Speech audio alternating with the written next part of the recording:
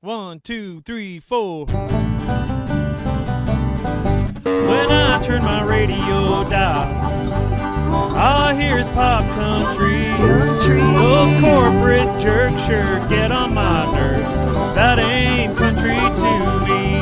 Now it burns when I pee. It burns when I pee. That's what Nashville did to me. So let's take a piss on the Nashville music biz. 'Cause now it burns when I pee.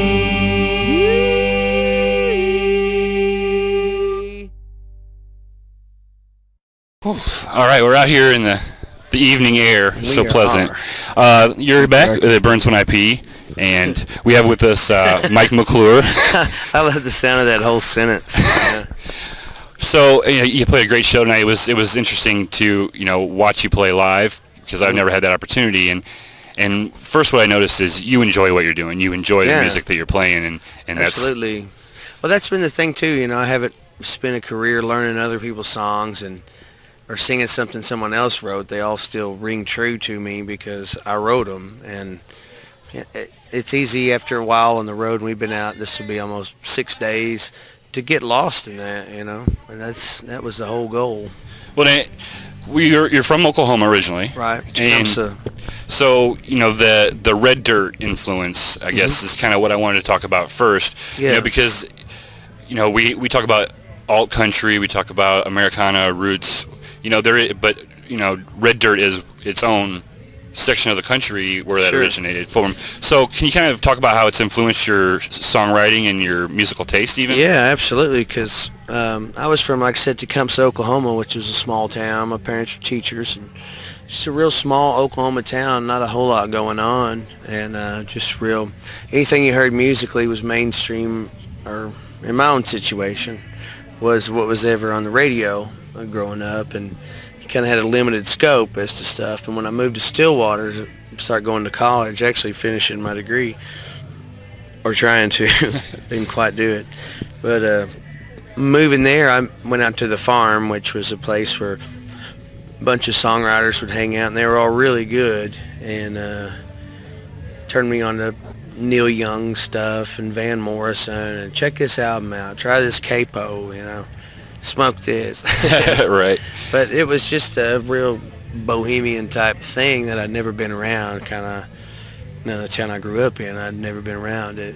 And being around those kind of songwriters, did that kind of spark it makes you want to, get in because I'd play something I'd written, and a few friends of mine that heard it thought, oh, that's great, but it didn't stack up. So it would be a stacking up of your songs against somebody really good, and going back and trying to write one better than that, or at least as good, know. Sure. And that was encouraging in a way, All right. Well, the first song I played before the interview was "Never Could," and that was a Great Divide song, right? '98, somewhere around there. Yeah, that's when it came out. Yeah. And I wanted to talk briefly. You started out, I guess you could say, with Great Divide in a group setting, and you had that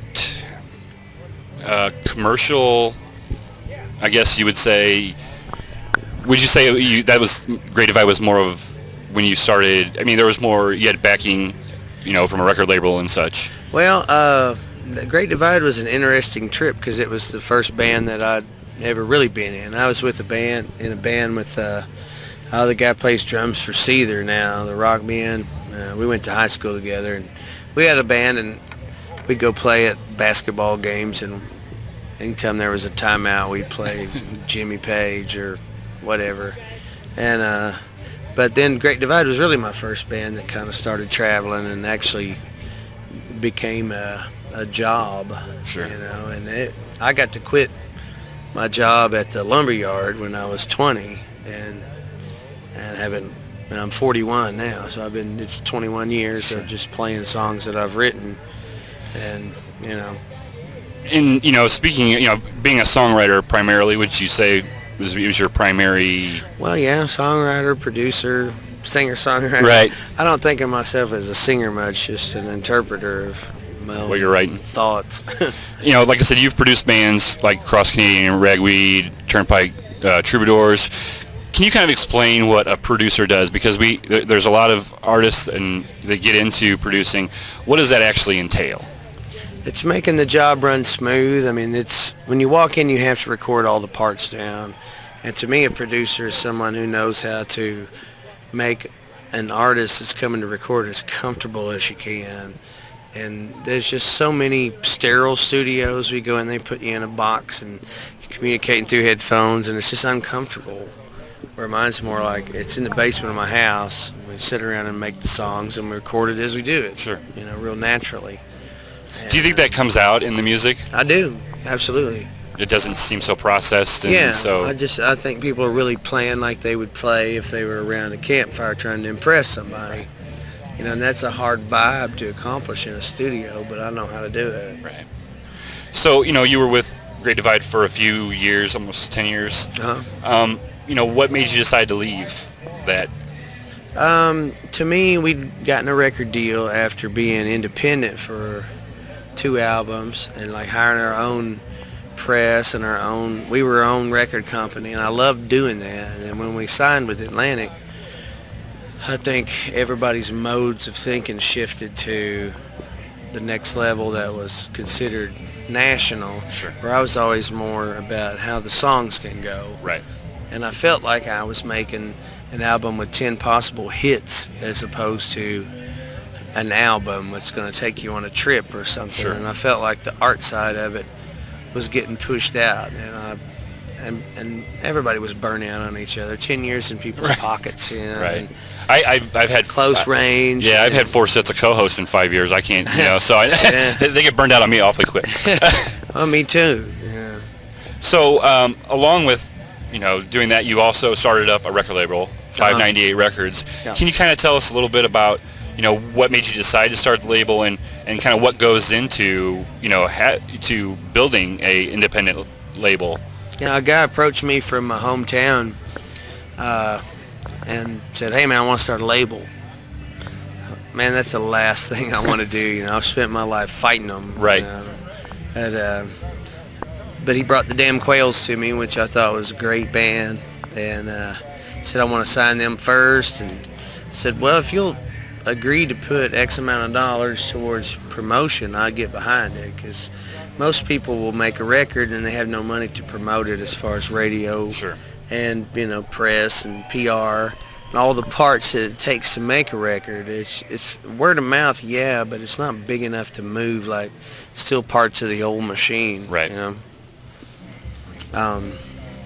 But that's what got me thinking is in terms of he wanted to put my own music out, which I haven't promoted for a long time. You know, I just didn't have the money. Sure. You know, when I went solo, honestly, didn't have the money to go spend $3,000 to hire somebody to talk to radio stations Right. for me. You Right. know?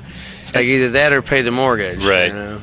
And we've, you know, a lot of bands that we promote and we talk about and we listen to, you know, that's the one main problem that everybody has is, Right. you know, you can record an album fairly cheap for the most part, For nothing. you know, for nothing, but it's how do you tell people about it? Right. And you know, the guys that we listen to, you know, they just have the tour and word of mouth, like you said, because they, you know, they don't have that kind of money. And one of the things that I thought was interesting about you is you've been from, you know, the one spectrum where you have Atlantic Records putting the dollars into it. And that was cool. We kind of got in on Atlantic when they were going down the drain, and we didn't know that. Of course, Sure. anybody that hangs a record contract and, you know, buys your masters you made for $30,000 for $185,000, and then put, you know, $100,000 into video, you know, it was something definitely to go do, and everybody would want to do that. It's just now everything has gotten so much cheaper because A, technology, and B, technology. Right. You know, it's just super easy to do something really good. You know, I think there's going to be a rise of really creative talent instead of just schmucks coming out. Process. Yeah, stuff. coming out of Nashville, and not to beg the whole town. There's a lot of geniuses out there, a lot of friends of mine, and they're great players. It's just the mentality is to try to sell a record to a guy that, you know, loves NASCAR, thinks Larry the Cable Guy, digs that kind of stuff. That's who they're trying to sell Sure. records to. And I'm Sure. not saying anything against them. It's just a different market than what, Right. you know, Right. I been involved with what you're doing. Yeah. So let's talk a little bit about you as a songwriter. You know, if you look at it, you know, the years with Great Divide, you wrote a large amount of the songs. You were the primary writer for most of that. You know, then you had your solo stuff for a few years, and now, you know, with the McClure band, you've made albums just left and right. Yeah. Does it ever get to, I mean, do you ever sit down and just not have something to write? Because, you know, a lot of bands, they can put out album after album, but they all sound the same. Right. And so that's one thing that as a songwriter you probably try to make sure you're not doing. Do you just ever like run out of ideas and get kind of like songwriter block? No. It was just a gift that it was given to you. Yeah, I really don't. And if I will go on a period of where I have it written in a while, but I just don't have anything to say. Sure. You know, or I'm inspired enough to go babble. You know, that's for me. It's just getting alone, babbling, and not even trying to think of something. Just say something, and then, you know, start tweaking with that. Sure. So, you know, a lot of bands also have recorded your songs too. I mean, do you get pleasure out of, you know, other bands wanting your songs? Yeah, it's always a nice tip of the cap from anybody, you know. Sure. Even if it's somebody that slaughters it, you know, it doesn't matter to me. It's like, thank you. Sure. Thank you that you gave a crap enough about something I wrote. Because, Sure. You know, I've had enough success writing and being a songwriter, but I also remember having no success at all and what it feels like. And Sure. I can still appreciate that. You know, when you're writing, I mean, you obviously you have a rock vibe to you. You've also, you know, obviously written what you would call country songs, I guess. You know, and then the Red Dirt kind of feel. Do you sit down and intentionally, are you in a frame of mind for a specific genre, or do you write it and then however it comes out, it comes out? Yeah, I just write it, and then I think a lot of Red Dirt's been just trying to define what me and some of my friends are doing. Sure. You know, it's just, I don't sit and try to land inside of a box or something. It's just, I want to try to make it cool where I like it. Sure. You know, and I'm my own critic. If I like it, if I think it sucks, I don't care how many people like it. Right. You know what I mean? It's Right. a weird place to be, but I am there. I think, you know, for the hardcore songwriters and the ones that are really good, it's a talent that not many people can have, and that's one of the things that, you know, we hear a lot of bands that have amazing songwriters, you know, and then you flip on the radio and not none of those, but 99% of those aren't amazing songs, and you wonder how, you know, who's got the disconnect, you know, who cannot recognize that. I can listen to your songs and like Never Could has meaning to me, you know what I mean, and breakdown and such. Well, but that's why I can still go play with the Great Divide now, because I meant what I said back then, and 20 years later it's still relative. Sure. You know, it's not just a ditty of right. You know, it's at least, even if it was amateur, it was still a passionate, truthful stab at it. And over the years, you know, like I said, you've been doing this for 20-some years, and, you know, how has your songwriting changed from your mid-20s to, you know, late 30s? I think it just gets more narrowed. When I was younger, I would write about a big group of people. And the older I got, it kept getting more introspective. And, you know, in some levels, that still will hit people, be different decades. Sure. But it's always been an introspective journey in my own life, and somebody 41 can get what I'm saying. And, you know, I don't know if I'll ever write songs that are as appealing to young drunks as Great Divide stuff again. You know, I don't think so. Because it's you know, not that place in your life. No. You know, right? No, I can't be. You have a wife and kids now, and those. You cannot live at the party. Right. And You then gotta if you're go not home. living at the party, you can't write about the party. Is that Right, kind I don't want to feel phony about it. Right. I do remember it. I don't know. So, you know, one of the songs that I really enjoy is Hotel Band. Yeah. Can you kind of give us a little... I wrote that on my honeymoon. We finished early. No, my wife was asleep. We'd both got really schnockered. And I started writing it, and I was telling her these lines, and she rolls up in a bed sheet and says, "I'm a burrito." And, you know, then the song just came out. Sure. Yeah. She was clearly a burrito, and I should go write. That's awesome. But it was all about just that if I get inspired, I can babble over anything, and that was a top 10 moment in my life. Yeah. You captured that moment in a song, which can never be. And it reconnects with you can't people. lose. If you have a fire or a flood, you lose pictures, wedding pictures or something, but you will never lose that song. It's always going to be there, and I'm sure that's pretty special for both of you. Oh yeah, and then I see it in other people that use it as a wedding song. Sure. Stuff like that's cool to me. I've had people come up with some of my lyrics on gravestones and different. How does that make you feel? But it's humbling and cool. It's like it's reaffirmation that what you do has meaning. Sure. And everybody wants that. Everybody wants their own personal art to have some sort of meaning. So what do you do when away from music to have a good time? I can't get away from it. I do not know. It's 24/7 basically. Yeah, it's 24/7. Is it one of those things where it doesn't ever click off? Like you can't turn it off? No, that's true. Yeah, unless I sleep for 24 hours. But it's usually always about music or working with another band or running a label or, between that and my family, that's it. I don't have time for anything else. I don't really want time though, Time I do have, I enjoy spending with my wife and kids, and time that I'm working, I enjoy that too.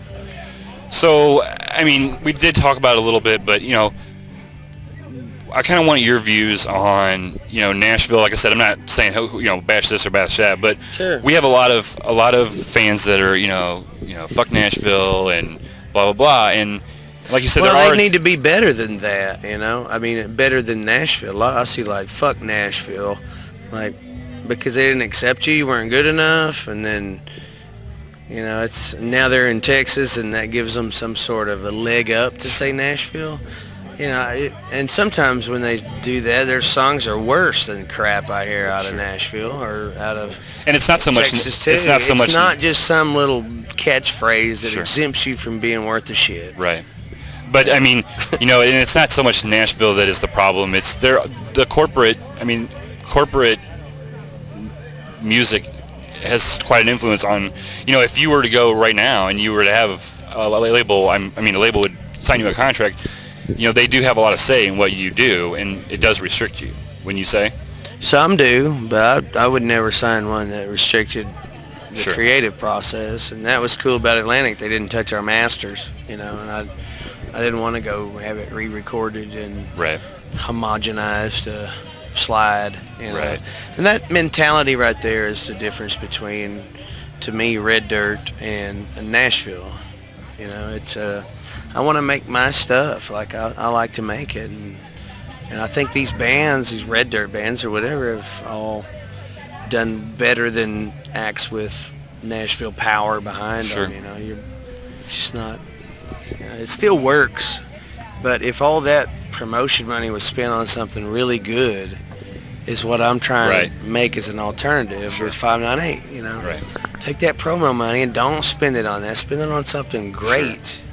Definitely. Even if it doesn't hit those immediate sales numbers, it will continue to keep hitting it. Longevity. Yeah, Right. that's what I've found in my own songs, and I find in other people's songs. Awesome. Well, it's an honor to be able to sit down and talk with you. It was great seeing you play. Well, thank you, man. I appreciate And it. keep doing what you're doing, because I'm sure that when you're driving in a van, 300 or 400 miles to the next show, you might not know that your song touched this guy or that girl or this couple, Yeah. but you got to always remember I got that. a driver now, though. And I can sleep there you go. that drive. Yeah. There you go. That's been like my gold watch. Somebody driving, yeah. Awesome. Well, it was an honor to have you on the show, and it was a pleasure to meet you. And where can folks go to find Mike McClure Band music? MikeMcClureBand.com. All right, and we'll definitely... MCCLURE. All right, we'll put a link up to that on the show notes, as well as 598 Records. We'll put a link up to that as well. And we're hoping to get the Damn Quails on as well. So Cool. It was a pleasure meeting you. Thank you very much, man. Thank you. 1, 2, 3. 1, 2, 3, 4. When